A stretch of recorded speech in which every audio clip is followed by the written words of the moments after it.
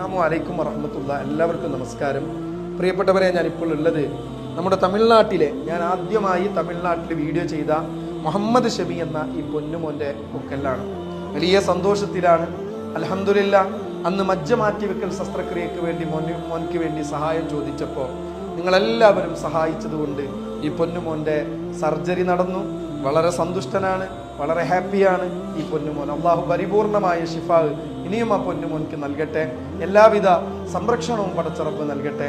ഇത് കണ്ട് സഹായിച്ച നന്മയറിഞ്ഞ ഒരുപാട് ആളുകളുണ്ട്.